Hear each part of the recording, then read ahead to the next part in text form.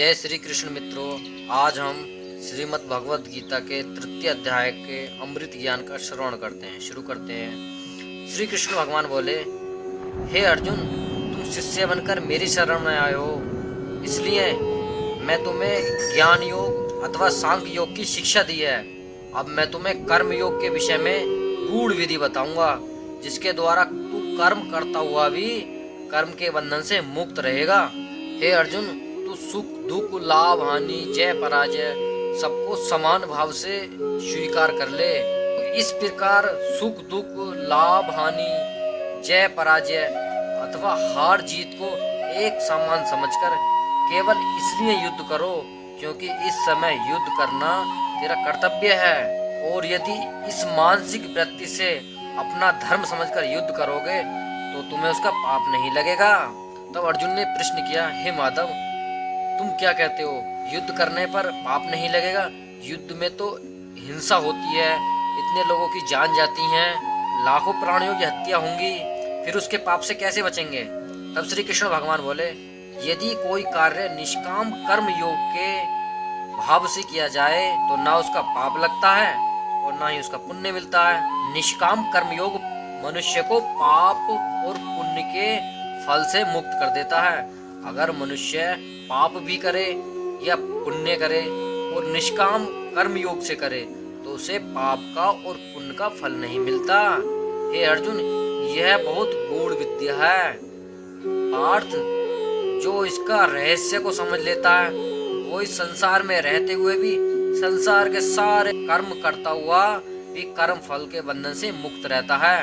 हे अर्जुन, जो निष्काम कर्म योग मैं बता रहा हूँ कि बुनियाद ही निरासक्ति के आधार पर रखी हुई है, लेकिन तुम्हारी तो अब भी रिश्ते नातों में आसक्ति है। सबसे पहले तुम्हें अपनी आसक्ति को त्यागना होगा, क्योंकि निष्काम कर्म योग की बुनियाद ही निरासक्त पर रखी हुई है। हे अर्जुन, इस निरासक्ति योग को समझ लोगे तो तुम्हारे जीवन में पूर्ण शांति आ जाएगी। तब अर्जुन ने प्रश्न किया, हे माधव, इस योग की साधना कैसे करते हैं और इस योग के नियम क्या हैं?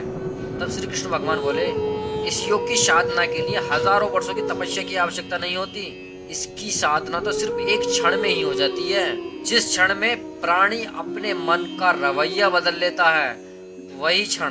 फिर अर्जुन ने प्रश्न किया, हे माधव, कोई भी मनुष्य एक ही क्षण में अपनी आसक्ति को कैसे त्याग सकता है? क्योंकि फल की आसक्ति तो उसके कर्म का हिस्सा होती है, जिसके अंतर्गत मनुष्य फल पाने की इच्छा से ही तो कर्म करता है। उसे फल की इच्छा होगी तभी तो वो कर्म करेगा। तब श्री कृष्ण भगवान कहते हैं, हे अर्जुन, बस यहीं से निष्काम कर्मयोग की साधना शुरू होती है। अर्थात तुमने कहा कि प्राणी फल की इच्छा से ही कर्म करता है, तो निष्काम कर्मयोग यह सिखाता है कि फल पाने की इच्छा से नहीं बल्कि अपना कर्तव्य समझकर करना चाहिए।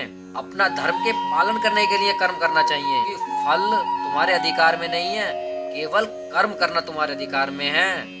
फल तो वैसा ही मिलेगा जैसा तुम कर्म करोगे, सिर्फ तुम्हारे अधिकार में कर्म करना है। हे पार्थ, कर्म कर सकते हो, कर्म करने का संकल्प कर सकते हो, परंतु इसका फल पाना तुम्हारे हाथ में नहीं है। तब अर्जुन ने प्रश्न किया, हे मधुसूदन, मैंने जिस कर्म का संकल्प किया वह काम तो मैं करूंगा ही। यदि मैंने भोजन करने का संकल्प किया तो निवाला उठाकर मुंह में रखूंगा ही और तभी तो उसे खाऊंगा। तब श्री कृष्ण भगवान ने कहा, हे अर्जुन, यदि खाने का निवाला तुम्हारे प्रारब्ध में नहीं है तो उसे तुम मुंह तक तो ले जाओगे, परंतु उस ग्रास का एक भी दाना अपने मुंह के अंदर नहीं रख सकोगे। हे अर्जुन, केवल कर्म का संकल्प ही प्राणी के अधिकार में है, उसका फल प्राणी के अधिकार में नहीं है। अगर तुम्हारे प्रारब्ध में भोजन प्राप्त करना नहीं है तो वो तुम्हें प्राप्त नहीं होगा। एक उदाहरण के माध्यम से समझते हैं। किसी एक धनवान व्यक्ति के सामने 56 भोगों की थाली सोने से सजी हुई रखी हो और व्यंजन करने के लिए वो बैठा हो और बहुत ही प्रसन्न हो रहा हो। अगर उसके भाग्य में भोजन करना नहीं है तो वो भोजन करने के लिए ग्रास तो अपने मुंह तक ले जाएगा, लेकिन खा नहीं पाएगा। कुछ ना कुछ ऐसी परिस्थिति हो जाएगी कि वो उसे भोजन नहीं खा पाएगा। इसलिए भोजन अगर उसके प्रारब्ध में है तो उसे प्राप्त होगा, अगर नहीं है तो नहीं प्राप्त होगा। हे अर्जुन, जैसा हम कर्म करेंगे वैसा हमें फल मिलेगा। अगर अच्छा कर्म करेंगे तो अच्छा फल मिलेगा, बुरा कर्म करेंगे तो बुरा फल मिलेगा। इस उदाहरण का अर्थ यह भी नहीं है कि तुम सब कुछ प्रारब्ध पर ही छोड़ कर स्वयं अकर्मण्य हो जाओ। तब अर्जुन ने प्रश्न किया, हे माधव, तुम्हारे कहे अनुसार यदि फल प्रारब्ध में अपनी मर्जी से देना है तो फिर प्राणी कर्म करने की आवश्यकता ही क्या है? तब श्री कृष्ण भगवान बोले, कर्म करने की आवश्यकता यह जानने से पहले यह तो जान लो कि प्रारब्ध क्या है, प्रारब्ध कैसे बनती है। उसके लिए तुम्हें यह जानना होगा हमारा प्रारब्ध बनता कैसे है। हे अर्जुन, क्योंकि मैं किसी का प्रारब्ध नहीं बनाता और ना ही कर्म फल के हिसाब में दखल देता हूँ। मनुष्य का प्रारब्ध बनाने में मेरा कोई हाथ नहीं होता। प्राणी का प्रारब्ध प्राणी के कर्म बनाते हैं। प्राणी जैसे कर्म करेगा उसको वैसा ही फल मिलेगा। अच्छे कर्म करेगा अच्छा फल मिलेगा, बुरा कर्म करेगा तो बुरा फल मिलेगा। यही जो प्राणी के अच्छे बुरे कर्मों का जो हिसाब है इसी को प्रारब्ध कहते हैं। किसी भी मनुष्य का प्रारब्ध मैं नहीं बनाता, प्राणी अपना प्रारब्ध खुद बनाता है। जैसे वो कर्म करेगा वैसा ही उसका प्रारब्ध होगा। प्राणी अपने पुण्य कर्मों के फलस्वरूप सुख तथा अपने पाप कर्मों के फलस्वरूप दुख प्राणी को इसी जन्म में अथवा अपने अगले जन्म में भोगना ही पड़ता है, वह टल नहीं सकता। जो कर्म किया है उसका फल अवश्य मिलेगा। इसलिए अकर्मण्य हुए बिना निरंतर अपने धर्म के अनुसार कर्म करते जाओ और मन में ये पक्का विश्वास रखो कि जिस नियत के साथ तुम कर्म करोगे उसी नियत के साथ उस नियत के अनुसार तुम्हें फल अवश्य मिलेगा। कर्म का यह अटल विधान है, इसमें कभी किसी के साथ अन्याय नहीं हो सकता। हे अर्जुन, प्राणी का कोई भी कर्म नष्ट नहीं होता। मनुष्य को अपने हर कर्म का फल जरूर मिलता है। इस तरह प्राणी के कर्मों के अनुसार उन कर्मों का फल हर मनुष्य के प्रारब्ध में लिख दिया जाता है। इसी कारण हर जन्म में मनुष्य अपने ही कर्मों के बंधनों में बंध जाता है।